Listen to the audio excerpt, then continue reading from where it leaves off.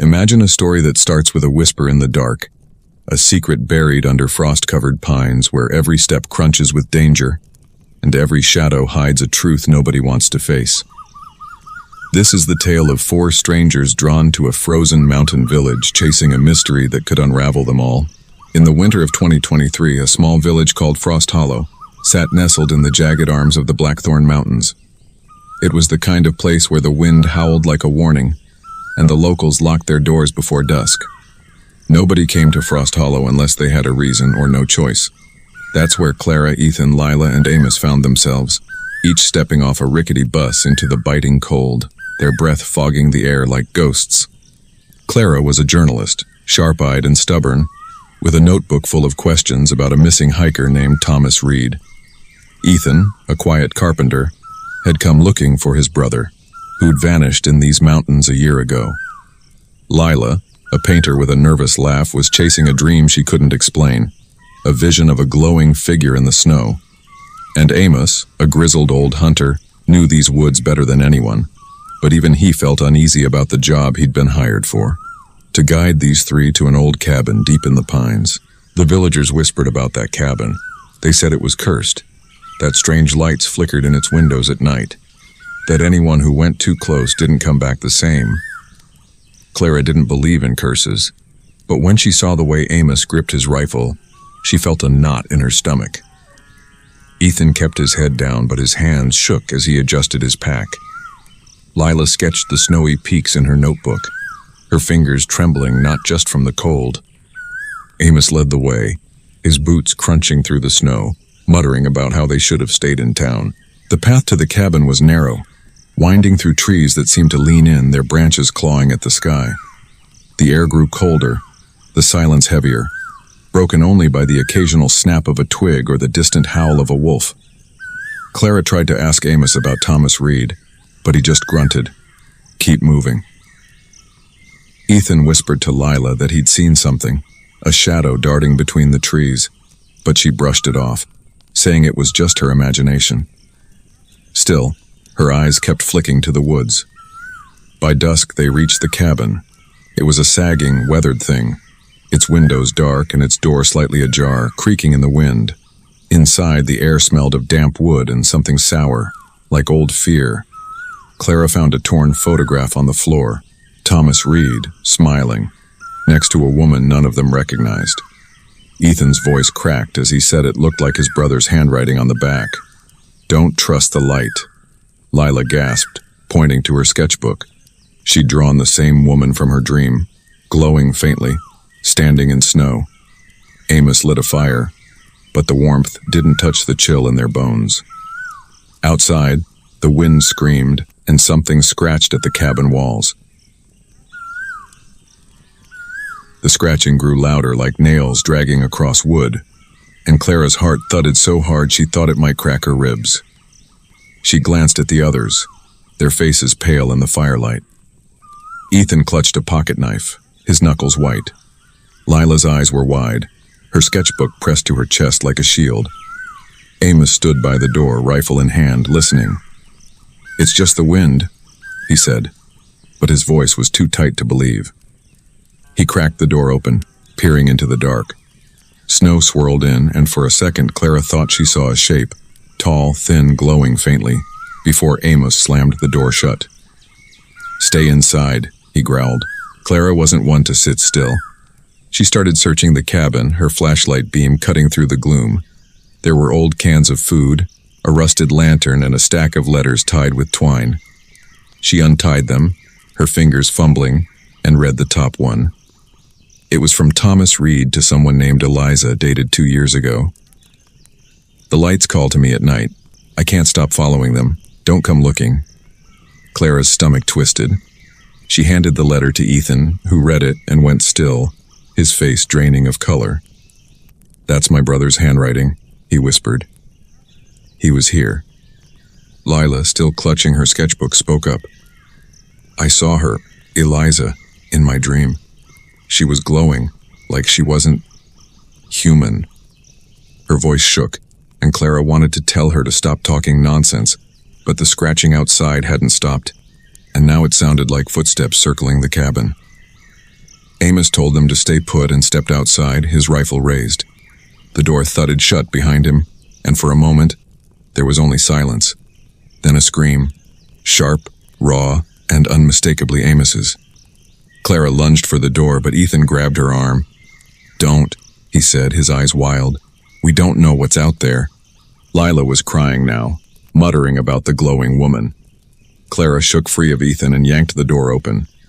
The snow was falling harder, blurring everything, but she saw Amos's rifle lying in the snow, its barrel glinting in the moonlight. There was no sign of him, just a trail of footprints leading into the trees too big to be human. Clara wanted to follow the footprints, but Ethan pulled her back inside, slamming the door. "We can't go out there," he said, his voice low but firm. "Not until we know what's happening." Lila was shaking, her sketchbook open to the drawing of the glowing woman. "She's real," she kept saying. "I saw her. She's out there." Clara wanted to snap at her, to say dreams weren't evidence, but the fear in Lila's eyes was real, and those footprints weren't normal. They barricaded the door with a rickety table and sat close to the fire, the letters spread out between them. Clara read another one, her hands unsteady. Thomas had written about seeing lights in the woods, how they moved like they were alive, leading him deeper each night. "Eliza says they're safe, but I don't know anymore," he'd written. Ethan found a letter from his brother, dated a month later, that said, "If I don't come back, tell Ethan I'm sorry." Ethan's jaw tightened, and he stood pacing the small cabin. "We need to find them. Thomas, my brother, Amos. We can't just sit here," Clara agreed. But the storm outside was worsening, the wind howling like it was angry. Lila pointed to a corner of the cabin where a loose floorboard stuck up. Under it, they found a small journal, its pages brittle and yellowed. It belonged to Eliza, dated 20 years ago. She'd been a villager, writing about a strange glow in the mountains that appeared every winter, drawing people into the woods. "They say it's a spirit," she wrote. "It promises what you want most, but it takes everything." The last entry was scrawled, frantic. "I followed it. I'm not alone anymore." The fire flickered, and something heavy thudded against the cabin roof. The thud shook dust from the ceiling, and Lila screamed, dropping the journal. Clara's flashlight beam darted to the roof, but there was nothing to see, just old beams creaking under the weight of whatever was up there. Ethan grabbed a poker from the fireplace, holding it like a weapon. "Stay quiet," he whispered. They waited, hearts pounding as the thudding moved like footsteps pacing the roof. Clara's mind raced. Bears didn't climb like that, and no person could move so fast in a storm. She clutched Eliza's journal, flipping to the last page again, hoping for answers.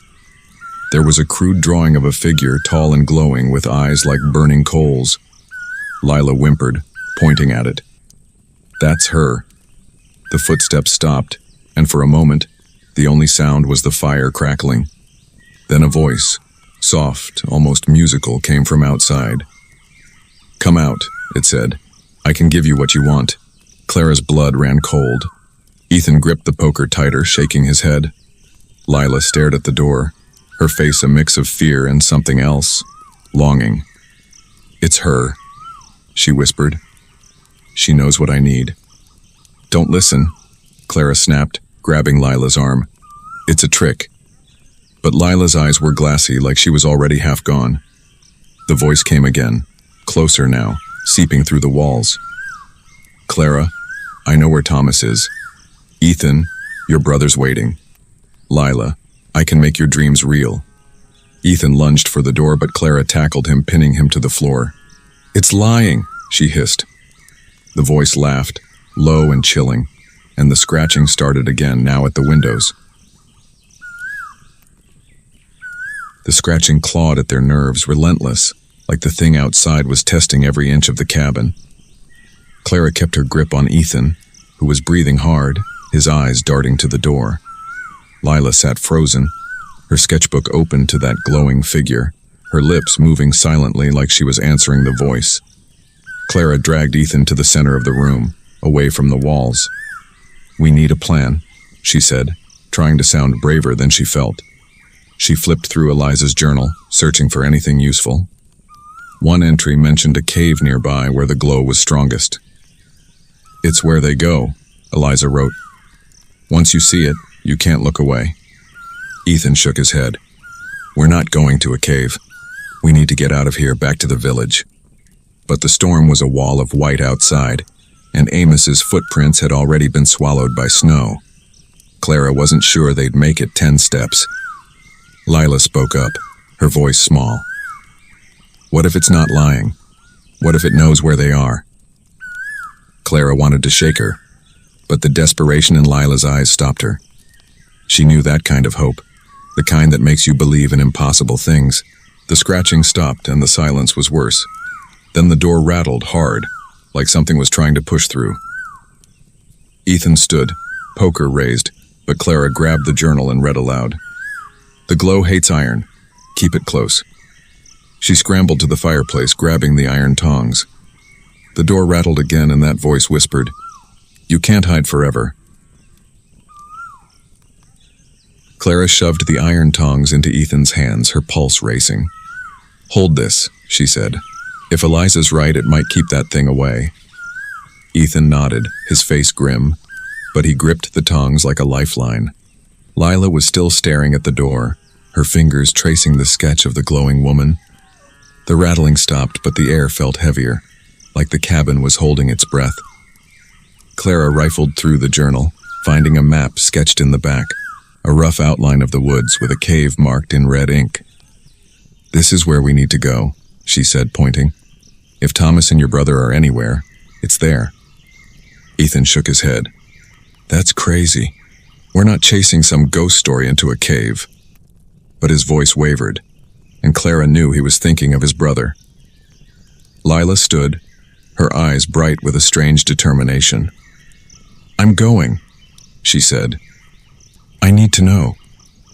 Before they could argue, a low hum filled the air, vibrating in their chests. The windows glowed faintly like moonlight, but wrong, too blue, too alive. Clara's skin prickled.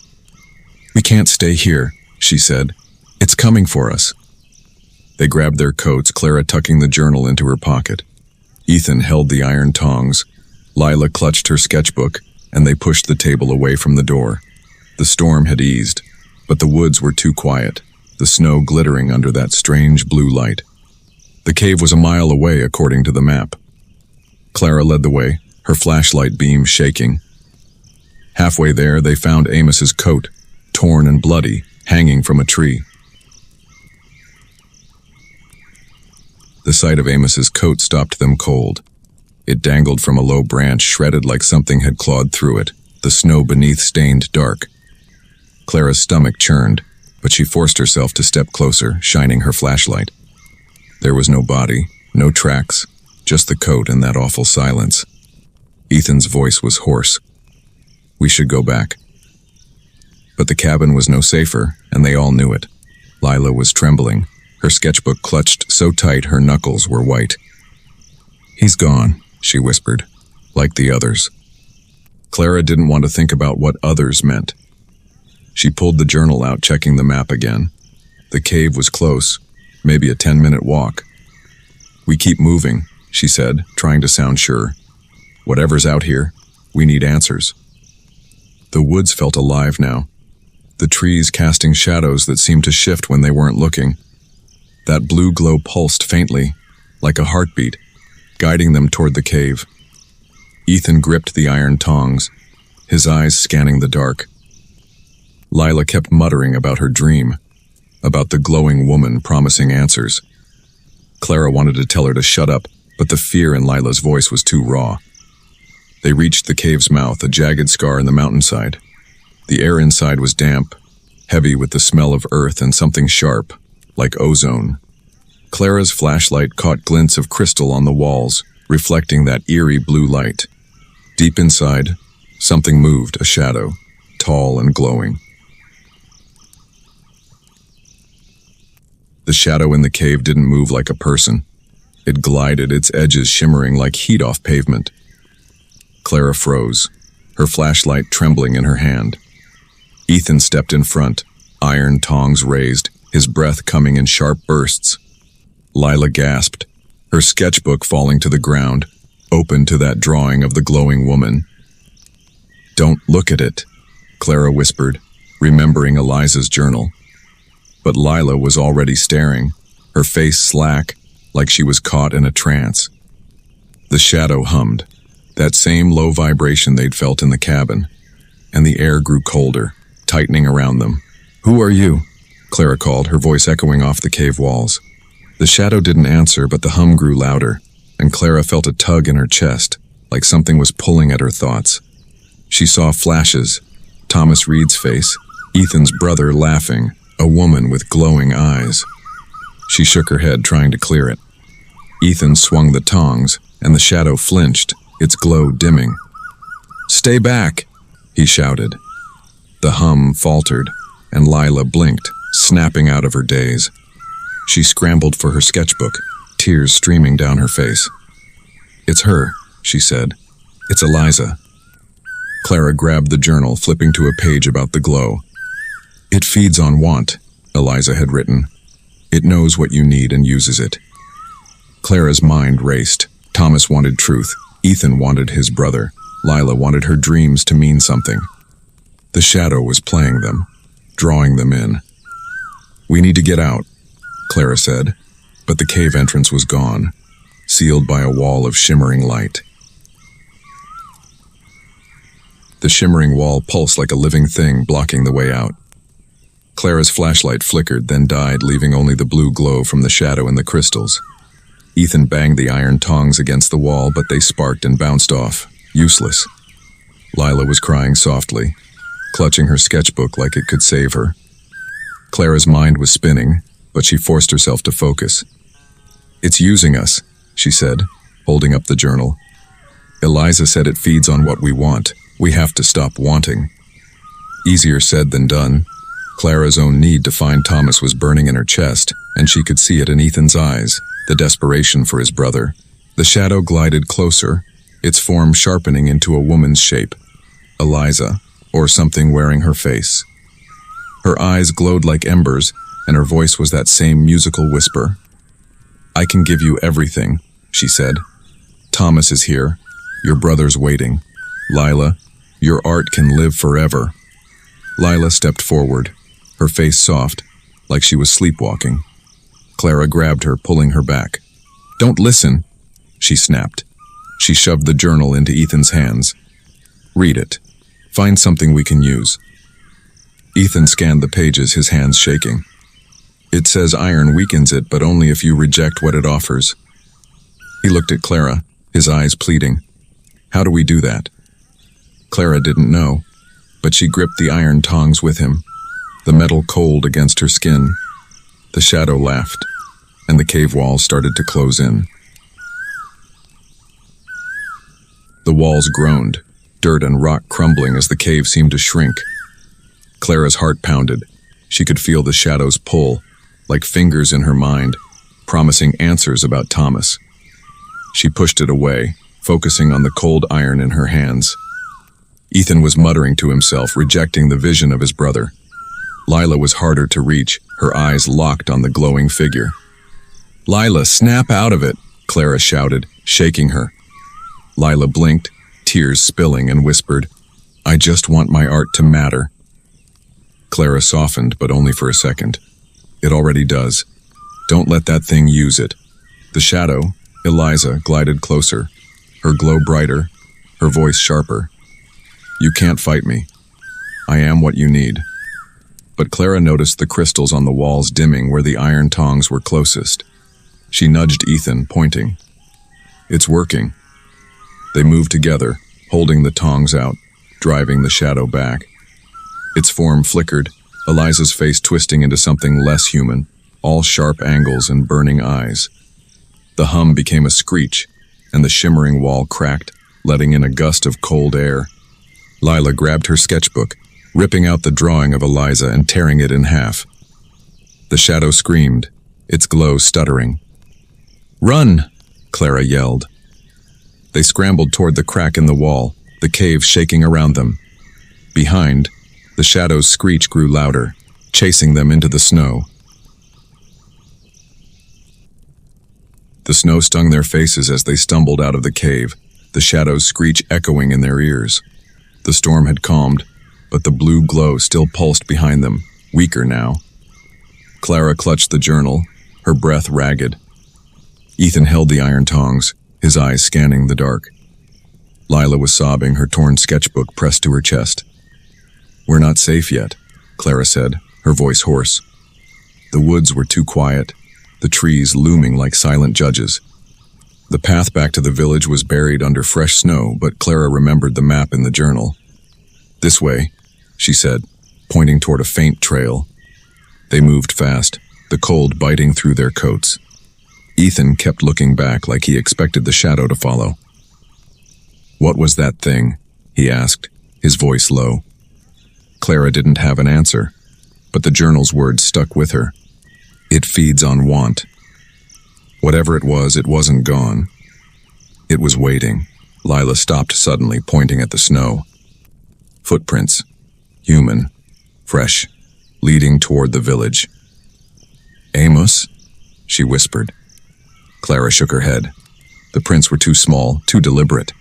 They followed them, cautious, until they saw a figure in the distance, standing under a tree. It was a woman, her coat tattered, her face hidden by a hood. "Eliza?" Lila breathed. The figure turned, and Clara's blood froze. It wasn't Eliza. It was Thomas Reed, his face pale, his eyes glowing faintly blue. Thomas didn't move like a man who'd been missing for months.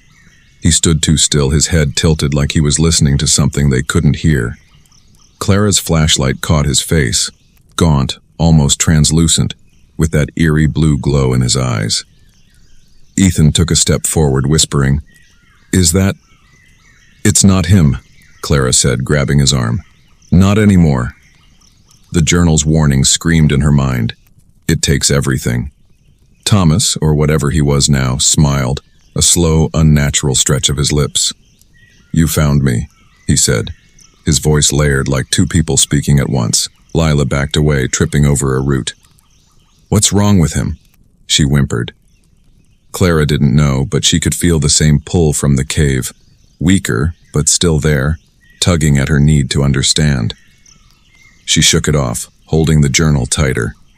Ethan called out, "Where's my brother?" His voice cracked and Thomas's smile widened. "Closer than you think," he said, stepping forward. The snow crunched under his boots, and Clara noticed it didn't sink. He was barely touching the ground. She thrust the iron tongs toward him, and he flinched, his glow flickering. "Stay back," she warned. Thomas laughed, a sound that made her skin crawl. "You can't stop it," he said. "It's already in you." He turned and vanished into the trees, leaving only those shallow footprints. They ran, the village lights faint in the distance, but the blue glow followed, flickering between the pines. The village was a cluster of dim lights, barely visible through the snow. Clara's legs burned as they ran, her breath coming in sharp gasps. Ethan was ahead, the iron tongs still in his grip, his face set with a mix of fear and determination. Lila lagged behind, her sobs muffled by the wind, her sketchbook clutched like a lifeline. Clara kept glancing back, expecting to see Thomas, or that thing, gliding after them. The blue glow was fainter now, but it hadn't gone away. It danced between the trees like it was toying with them. The journal in her pocket felt heavy, its pages full of warnings they hadn't heeded. They reached the village edge where the bus stop stood, its sign half buried in snow. The streets were empty, the houses dark. "Where is everyone?" Ethan muttered, his voice tight. Clara didn't like it either. The village felt wrong, like it was holding its breath. They found the inn, its door unlocked, and stumbled inside. The fire in the common room was dead, the air cold. Clara checked the journal again, flipping to a page about the village. "Frosthollow belongs to the Glow," Eliza had written. "Once it takes someone, the town keeps their secret."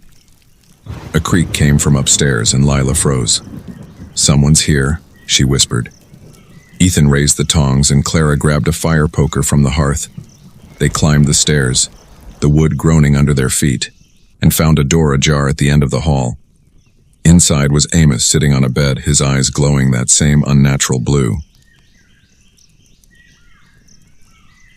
Amos didn't look right. He sat too straight, his hands folded neatly in his lap, like a puppet waiting for its strings to be pulled. The blue glow in his eyes pulsed faintly, and when he spoke, his voice was wrong. Too smooth, too calm. "You made it," he said, smiling. "I knew you would." Clara's grip on the fire poker tightened. "What happened to you?" she asked, keeping her distance. Ethan stepped in front of Lila, who was trembling, her sketchbook slipping to the floor. Amos tilted his head like he was studying them. "I saw the truth," he said. "You will too." Ethan lunged, swinging the iron tongs, but Amos moved faster, dodging with a grace that wasn't human. The tongs hit the wall, sparking, and Amos laughed. "Iron can't stop it forever," he said. "It's already here." He gestured to the window, where the blue glow flickered outside, stronger now. Clara flipped open the journal, her hands shaking. Eliza's last entry mentioned a ritual, a way to trap the glow. "Bury iron in the heart of its power," she'd written. "The cave. It's the only way." Clara looked at Ethan, who nodded, understanding. They had to go back. Lila was crying again, but she picked up her sketchbook, her face hardening. "I'm coming," she said. "I want this to end." They slipped out of the inn, avoiding Amos, who didn't follow but watched them go, his glowing eyes like beacons in the dark. The cave wasn't far, but the glow was everywhere now, seeping through the snow, lighting their path. The woods were alive with that blue light, pulsing like a heartbeat. Clara led the way, the journal tucked in her coat, her fire poker raised. Ethan gripped the iron tongs, his jaw set, while Lila followed, her sketchbook clutched tight. The cave loomed ahead, its mouth wider now, like it was waiting for them. Clara's mind raced with Eliza's words. Bury iron in the heart. But where was the heart? The cave felt alive, its walls shimmering with crystals that hummed softly. The air was thick, pressing against their lungs. "Stay close," Clara said, her voice barely steady. They moved deeper, the glow brighter, the hum louder. Shadows danced on the walls, taking shapes. Thomas, Ethan's brother, Eliza, all with those burning blue eyes. Lila whimpered, but she didn't stop, her fingers tracing the torn pages of her sketchbook. Ethan swung the tongs at a shadow and it dissolved, the hum faltering. At the cave's center was a pool of water, glowing so bright it hurt to look at. Clara knelt, flipping through the journal. "The heart is where it's strongest," Eliza wrote. She pointed at the pool. "There, we bury the iron there." Ethan nodded, but before they could move, the shadows converged, forming a figure. Tall, glowing, its face shifting between Eliza, Thomas, and others. "You can't stop me," it said, its voice a chorus of whispers. "I am what you need." Lila screamed, dropping her sketchbook, and the figure lunged. The figure's glow burned brighter, its form stretching, limbs too long, eyes like twin flames. Clara shoved Lila behind her, swinging the fire poker. It hit the figure, sparking, and the glow dimmed, the hum stuttering. Ethan thrust the iron tongs into the pool and the water hissed, steam rising like a scream. The figure howled, its shape fracturing, Eliza's face, then Thomas's, then others, all twisting in agony. Clara grabbed Lila, pulling her back as the cave shook, crystals cracking on the walls. "Keep going," she yelled at Ethan, who was driving the tongs deeper into the pool. The water bubbled, the glow pulsing wildly, like a heart fighting to beat. Lila was sobbing, but she grabbed a loose piece of iron from the cave floor, a rusted nail, and threw it into the pool. The figure screamed louder, its form collapsing into a mass of light and shadow. Clara clutched the journal, reading the last line aloud. "Give up what you want, or it takes you too." She looked at Ethan, who was staring at the pool, his face torn. "My brother," he whispered. But he shoved the tongs deeper, his hands shaking. The glow flickered, then faded, the hum dying to a whisper. The figure was gone, and the cave was dark, the only light coming from Clara's flashlight, now working again. The pool was still, just water now, reflecting their tired faces. They stumbled out, the snow outside quiet, the blue glow gone.